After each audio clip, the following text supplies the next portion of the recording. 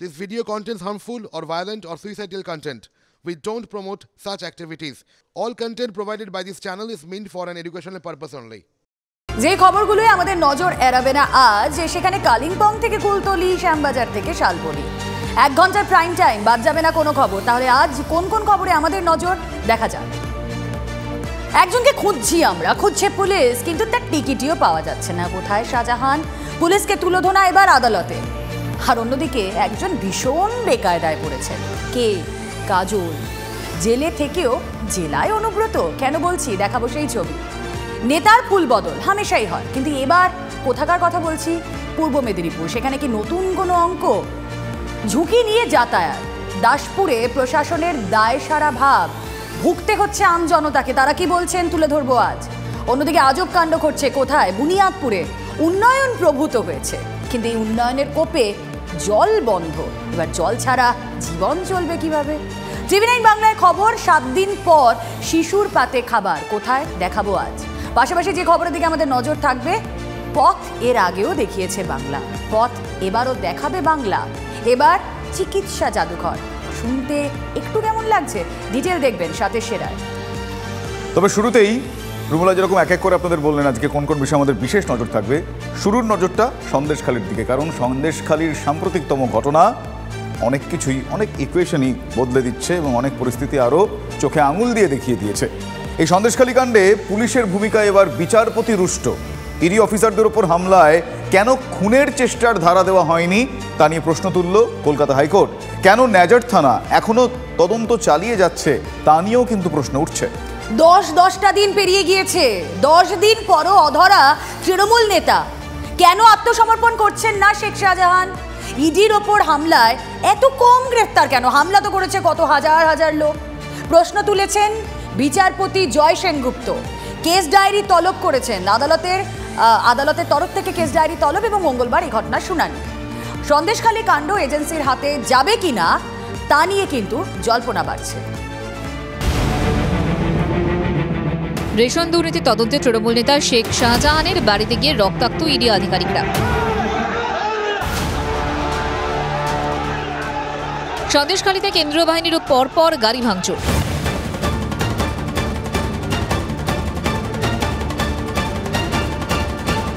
উল্টে আক্রান্তদের বিরুদ্ধে এফআইআর। ধরা পড়েছে 2-4 জন চুনোপুঁটি। এখনো অধরা শেখ শাহজাহান। কেস ডায়েরি না আনায় বিচারপতি জয় সেনগুপ্তের ক্ষোভের মুখে রাজ্য পুলিশ।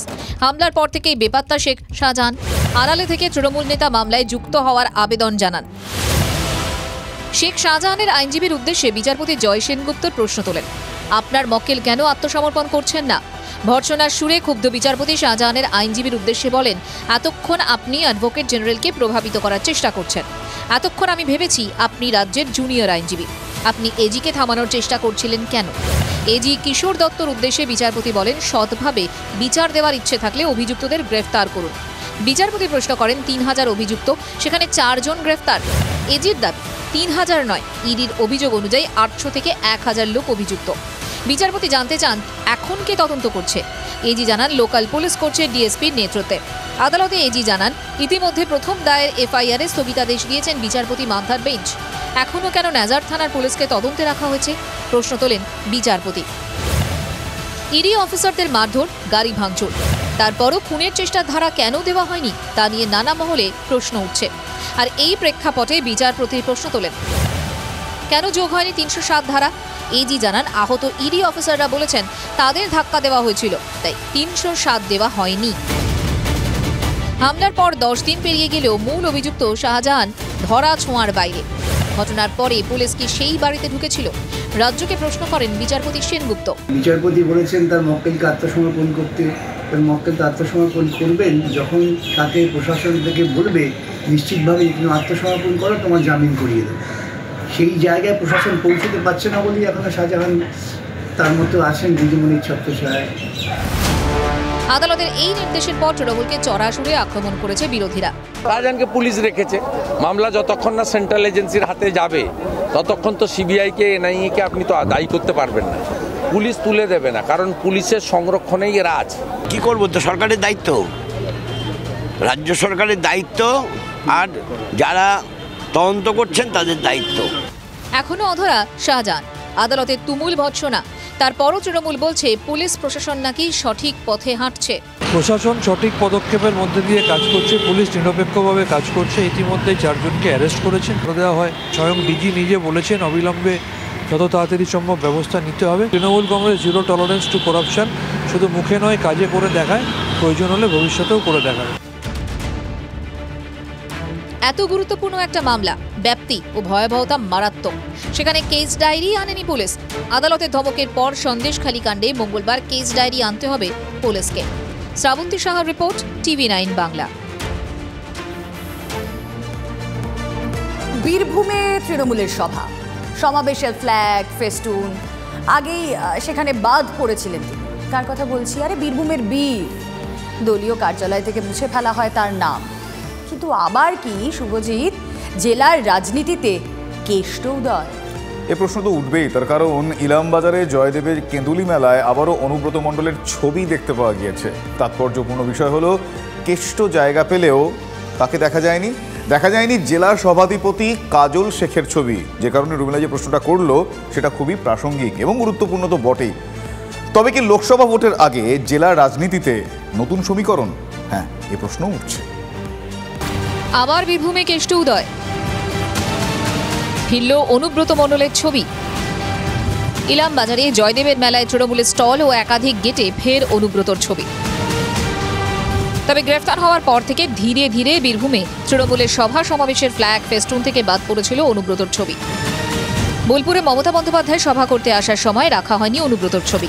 আর মাস কয়েক আগে বীরভূমের নানুরে তৃণমূলের পার্টি অফিস থেকেও মুছে ফেলা হয় তার নাম, ছবি। আস্তে আস্তে উধাও হতে থাকা অনুব্রত এবার উদয় হলেন জয়দেবে। আর তাৎপর্যপূর্ণ বিষয় হলো জয়দেবের মেলায় কেষ্ট জায়গা পেলেও দেখা যায়নি জেলা সভাধিপতি কাজল শেখের ছবি। এমনকি তৃণমূলের জেলা নেতাদের থেকেও আকারে কেষ্টর ছবি অনেকটাই বড়। কাজল শেখ এখন দাপিয়ে বেড়াচ্ছে জেলা, অথচ এই জয়দেবের মেলাতে তৃণমূলের কোনো স্টলে দেখা গেল না তার ছবি। পাশে দেখা যাচ্ছে মমতা বন্দ্যোপাধ্যায়, অভিষেক বন্দ্যোপাধ্যায়, তার ঠিক নিচেই অনুব্রত মণ্ডল জল করছে। তার উপস্থিতি সর্বত্র। তৃণমূল কংগ্রেসের স্টল হোক বা ব্যানার ফেস্টুন সব জায়গাতেই রয়েছে অনুব্রত মণ্ডল। অনুব্রত মণ্ডলের ছবি যদি লাগিয়েছে, এরকম একটা চোর ডাকাতের ছবি নিয়ে তৃণমূল যদি মানুষের পাশে আসে, তো বাংলার মানুষ এখনো সজাগ আছে, এখনো তাদের সঠিক জ্ঞান আছে, মানুষ তার বিচার করবে। একই জায়গায়, ওটা তো ওখানে অনুব্রত মণ্ডল লাগিয়েছে। আপনি এই রাস্তার উপর যদি যান, কোথাও দেখবেন অনুব্রত মণ্ডল, মমতা ব্যানার্জি, চন্দ্রনাথ সিনহা, অভিষেক ব্যানার্জি, আর কোথাও দেখবেন কাজল শেখ, মমতা ব্যানার্জি, কাজল শেখ, অভিষেক ব্যানার্জি। ফলে ওদের উপরের লড়াইটা নিচে আসছে আর কি। গরু পাচার মামলায় তিহারে বন্দী অনুব্রত। বীরভূম জেলায় কোনো সভাপতির নাম ঘোষণা করেনি তৃণমূল। কোর ও জেলা কমিটি সমন্বয়ভাবে সভাপতির কাজ চালাবে লোকসভা ভোটের আগে। তবে কি অনুব্রত স্মরণে ফিরছে তৃণমূল? পার্টির প্লেনাম নয় বা পার্টির কোনো সম্মেলন নয় যে সেখান থেকে কোনো একটা ছবি দেখিয়ে আপনারা কোনো রাজনৈতিক চর্চা শুরু করবেন। এটা একদম কাকতালীয় ব্যাপার। কারোর মনে অন্তরে আছে, তিনি ছবি লাগিয়েছেন, এ ব্যাপারে পার্টির কোনো নির্দেশ নেই। এগিয়ে আসছে 24-এর মহাযুদ্ধ। তার আগে বেনজিরভাবে জয়দেবের মেলায় এবার দেখা গেল সব দলের পতাকা, ব্যানার। রাজনীতি থেকে বাদ গেল না কবি জয়দেবের কেঁদুলির মেলাও। বীরভূমের রাজনীতির আঁচ থেকে বাদ গেল না কবি জয়দেবের পবিত্র ধাম জয়দেব।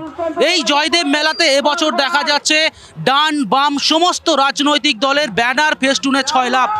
তাদের দলীয় পতাকা মেলার সর্বত্র ছড়িয়ে ছিটিয়ে রয়েছে। ক্যামেরায় বিক্রমের সাথে হিমাদ্রি, TV9 বাংলা।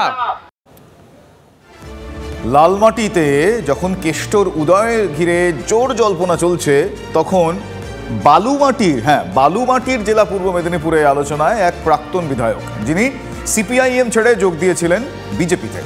বিরোধী দলনেতার জেলার ওই বিজেপি নেতা আবার রাজ্যের কারামন্ত্রী অখিল গিরির সঙ্গে একটি অনুষ্ঠানে দীর্ঘ সময় কাটালেন। ইঙ্গিতপূর্ণভাবে বিজেপি নেতা জানিয়ে দিলেন সবাইকে নিয়ে উন্নয়ন করতে চান। তাহলে কি ফুল বদলের ভাবনা? শঙ্করপুর ডেভেলপমেন্টের জন্য যেখানে হোক সবাইকে মিলে একসাথে কাজ করতে হবে, সবাইকে মিলে একসাথে যেতে হবে। তাতে এটা যদি কেউ বাদ বিচার করে, অনেকে আবার সেটাকে করবে। পূর্ব মেদিনীপুরের শঙ্করপুরে অরাজনৈতিক অনুষ্ঠান, সেখানেই পাশাপাশি প্রতিদ্বন্দ্বী দলের দুই রাজনৈতিক নেতা।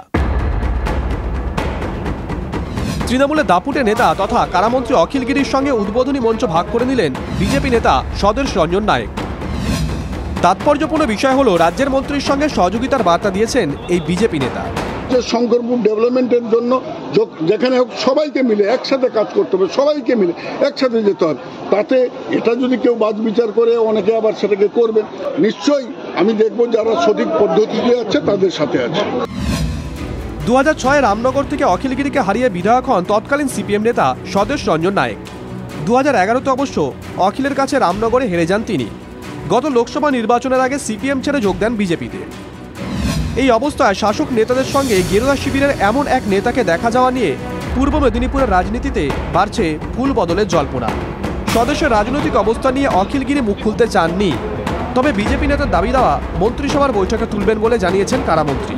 তিনি ঠিক কথাই বলেছেন যে এখানে হাজার হাজার মৎস্যজীবী তারা রুজি রোজগার করে, তার জন্য কিছু কাজ অসম্পূর্ণ আছে।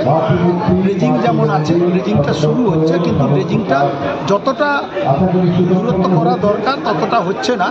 তিনি সম্পূর্ণ করার জন্য দাবি জানালেন, সেই দাবি আমি রাজ্য সরকারের কাছে পৌঁছে দেব। কিছুদিন আগে শিশির অধিকারীকে প্রণাম করে কাঁথি পুরসভার চেয়ারম্যান পদ হারান তৃণমূল কাউন্সিলর সুবল মান্না। এই প্রেক্ষাপটে দলীয় নেতাকে তৃণমূল নেতাদের সঙ্গে দেখা গেলেও তাতে আমল দিচ্ছে না বিজেপি। সামাজিক অনুষ্ঠানে কে কোথায় কার সঙ্গে আলিঙ্গন করছেন, কাকে ডাকছেন, কাকে নেমন্তন্ন করছেন, তো সেটা দলের বিষয় না। তো স্বাভাবিকভাবে সামাজিক অনুষ্ঠানে সামাজিক ভাবনার প্রকাশ ঘটে। বছরখানেক আগে দুর্ঘটনার পর থেকে রাজনীতিতে খানিকটা নিষ্ক্রিয় হয়ে পড়েন রামনগরের প্রাক্তন বিধায়ক তথা বিজেপি নেতা স্বদেশ। লোকসভা নির্বাচনের আগে তার সক্রিয়তা কি অন্য ইঙ্গিত? পূর্ব মেদিনীপুর থেকে কনিষ্ক মাইতির রিপোর্ট, TV9 বাংলা। পূর্ব মেদিনীপুরে প্রাক্তন বিধায়ককে ঘিরে ফুল বদলের নানা অঙ্ক। ভাঙড়ে অবশ্য অঙ্কটা পরিষ্কার। লোকসভা নির্বাচনে তৃণমূলের রেজাল্ট খারাপ হলেই ব্যবস্থা, সে যত বড় নেতা হন না কেন দল থেকে বসিয়ে দেবে তৃণমূল। আর এই কথাগুলো যখনই উচ্চারিত হয়, বারবার ভাঙড় শব্দটা যখনই উচ্চারিত হয়, তখনই এই অশান্তির একটা আবহ যেন দেখতে পাওয়া যায়, শুনতে পাওয়া যায়। আর রুমিলা যেটা বললেন এইমাত্র, সেটা হচ্ছে শওকত মোল্লার বক্তব্য, যাকে ভাঙড়ে তৃণমূলের পর্যবেক্ষকের দায়িত্ব দেওয়া হয়েছে। এতদিন বিরোধীদের জিনা হারামের হুঁশিয়ারি দিতেন তিনি, এবার দলের নিচুতলার কর্মীদের তিনি বুঝিয়ে দিলেন ফল যদি দিতে না পারেন তারা, তাহলে তাদের জন্য নিদান, শাস্তি অনিবার্য। এসব দেখে বিরোধীরা বলছে ভয় থেকেই এমন মন্তব্য করেছেন শওকত, আসলে তিনি ভয় পেয়ে গিয়েছেন। লোকসভা নির্বাচনে যে সমস্ত অঞ্চল ভালো রেজাল্ট না করতে পারবে, সেই অঞ্চলের সভাপতি, প্রধান, উপপ্রধান এবং কর্মাধ্যক্ষ, আর দু চারটা বুথে যদি খারাপ রেজাল্ট হয়, সেই বুথ সভাপতি, অঞ্চল সভাপতি, প্রধানদের লোকসভার পরে সরিয়ে দেওয়া হবে। ভাঙড়ে নাম না করে আইএসএফ এর জিনা হারামের হুঁশিয়ারি দিয়েছিলেন। মাটিতে বাস করা ওদের জিনা হারাম করে দেবো, এটা আমি দায়িত্ব নিয়ে আগে বলবো। এবার দলকেও সতর্কবার্তা দিলেন শওকত মোল্লা। পঞ্চায়েত ভোটের আগে থেকে যিনি ভাঙড়ে তৃণমূলের পর্যবেক্ষক, ভাঙড়ের বারালিতে তৃণমূলের প্রকাশ্য সভায় রীতিমতো হুঁশিয়ারি ছুড়ে ক্যানিং পূর্বের বিধায়ক জানিয়েছেন প্রতিটি পঞ্চায়েতে 3 জন করে রাজনৈতিক পর্যবেক্ষক নিযুক্ত করা হবে। ওই পর্যবেক্ষকরা পঞ্চায়েতের সব কাজকর্ম পর্যবেক্ষণ করবেন। কোথাও দুর্নীতি দেখলে সেই পঞ্চায়েত প্রধানকে 24 ঘন্টার মধ্যে দল থেকে তাড়িয়ে দেওয়া হবে। যারা অঞ্চলের সভাপতি মানে একজন কমান্ডার, একজন প্রধান মানে সে জনপ্রতিনিধির হেড, তারা যদি তার অঞ্চলকে ঠিক মতো করে অর্গানাইজ না করতে পারে, সংগঠিত করে না যদি ভোটে জিততে পারে, তাদের ওখানে থাকার কোনো অধিকার নেই। যে যদি যেখানে রেজাল্ট খারাপ হবে, আফটার লোকসভা নির্বাচন তাদেরকে আমরা, সে প্রধান হোক আর অঞ্চল সভাপতি হোক, আমরা তাদেরকে সরিয়ে দেব। কিন্তু কেন দলের নেতাদের সতর্কবার্তা দিতে হলো শওকতকে? 2021-এ রাজ্যে আসন বাড়িয়ে তৃণমূল ক্ষমতায় এলেও ভাঙড়ে হেরে যায়, আর তারপর থেকেই ভাঙড় বিধানসভা জুড়ে ক্রমশ আইএসএফ এর ক্ষমতা বাড়তে থাকে। ভাঙড়ে একটি জেলা পরিষদ আসন জেতে আইএসএফ। গত পঞ্চায়েত ভোটে পোলেরহাট 2 পঞ্চায়েত জমি জীবিকা রক্ষী কমিটি জিতে নেয়। ভাঙড় 2 পঞ্চায়েত সমিতির 30টি আসনের মধ্যে আইএসএফ 5টি, জমি জীবিকা কমিটি 3টিতে জয়লাভ করে। পোলেরহাট 1 ও 2, চালতাবেড়িয়া, শানপুকুর অঞ্চলে আইএসএফ এর প্রভাব বাড়তে থাকে। সূত্রের খবর, পঞ্চায়েত ভোটে পিছিয়ে পড়ার পর ভাঙড়ের সংশ্লিষ্ট এলাকার নেতারা তৃণমূল নেতৃত্বের প্রশ্নের মুখে পড়েছেন। বিরোধীদের কটাক্ষ, ভয় পেয়ে এমন কথা বলতে হচ্ছে শওকতকে। তাই করুক না কেন, ওদের পতন অনিবার্য। পঞ্চায়েত নির্বাচনে পতনের দামামা বেজেছিল, পুরোপুরি পতন হয়ে যেত। পুলিশকে দিয়ে ঠেকিয়ে রেখেছে। 2024 আর পুলিশের কোনো ফাংশন থাকবে না, সেখানে ইসিআই টোটাল কন্ট্রোল করবে, সেন্ট্রাল ফোর্স থাকবে। 2024-এ দেখবেন এই আবির ফিকে হয়ে যাবে। না, 2.5 বছর আগের প্রধান উপপ্রধানদের সরানো যায় না, এটা আইন। শপথ মোল্লায় 8 পাস কিনা সন্দেহ আছে, সার্টিফিকেট থাকলে ওটা জালি সার্টিফিকেট থাকবে। তো সে এইসব কথা বলবে না তো কি হবে? তৃণমূল কংগ্রেসের নেতা মানে তো ওরকম জোচ্চোর, অশিক্ষিত, মূর্খ, লেপিস্ট, মাতাল, এগুলো নাহলে তৃণমূল ঠিক মানায় না। এগুলো হলে পরে তৃণমূল একটা ভালো 5 স্টার নেতা হয়ে যায় তৃণমূলে।